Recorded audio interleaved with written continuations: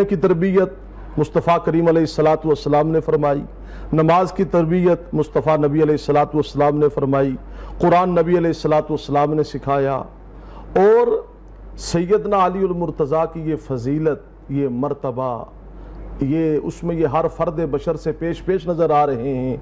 ولادت خدا کے گھر میں، تربیت مصطفیٰ کے گھر میں، اور شہادت پھر خدا کے گھر میں، خدا کے گھر میں۔ واہ اللہ، اور شادی بھی مصطفیٰ کے گھر سے، اور شادی بھی مصطفیٰ کے گھر میں۔ اللہ۔ تو یہ بھی عرض کر دوں کہ سیدنا علی المرتضیٰ رضی اللہ تعالی عنہ شیر خدا، یہ مولا کائنات اللہ کے گھر میں کیوں پیدا ہوئے؟ ہر کسی کی اپنی عقیدت ہے، اس عقیدت کا اظہار ہے۔ علی کسی ایک کا نہیں، علی رب کا ہے، علی سب کا ہے۔ سبحان اللہ، ماشاء علی رب کا ہے، علی سب کا ہے، ٹھیک ہے جی۔ اور علی مصطفیٰ کا ہے، اس لیے علی ہر غلام مصطفیٰ کا ہے، سبحان اللہ۔ رہبر بھی ہے، رہنما بھی ہے، رضی اللہ تعالی عنہ۔ بیت اللہ میں اللہ نے میرا تصور، میری محبت جو عقیدت ہے، اللہ نے اس لیے پیدا فرمایا کہ حضرت علی شیر خدا رضی اللہ تعالی عنہ بچپن ہی میں نبی اکرم صلی اللہ علیہ وسلم کے گھر میں آ گئے تھے۔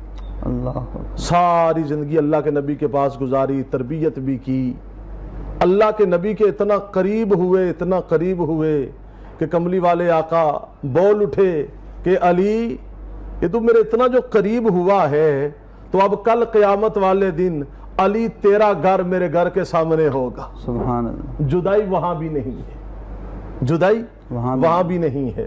اللہ نے حضرت علی کو بیت اللہ میں پیدا فرمایا، پیدا ہوئے۔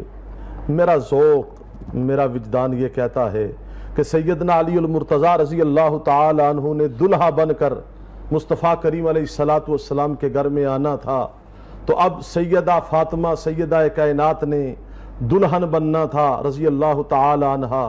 تو لوگوں نے کہنا تھا واہ واہ واہ واہ، دلہن مصطفیٰ کے گھر کی، دلہن مصطفیٰ کے گھر کی، دلہن کتنے اعلیٰ گھر کی، دلہن کتنے جو ہے وہ عزت و عظمت والے گھر کی۔ تو پھر قدرت نے بھی کہنا تھا کہ ہاں، اگر دلہن مصطفیٰ کے گھر کی ہے تو دلہا خدا کے گھر کا، خدا کے گھر سے ہے۔ واہ واہ، اللہ اکبر، یہ مقام ہے۔ اچھا، قرآن کریم پہ آئیے۔ آپ اس سے پہلے عدل کی بات کر رہے تھے۔ اللہ رب العالمین قرآن کریم میں فرماتے ہیں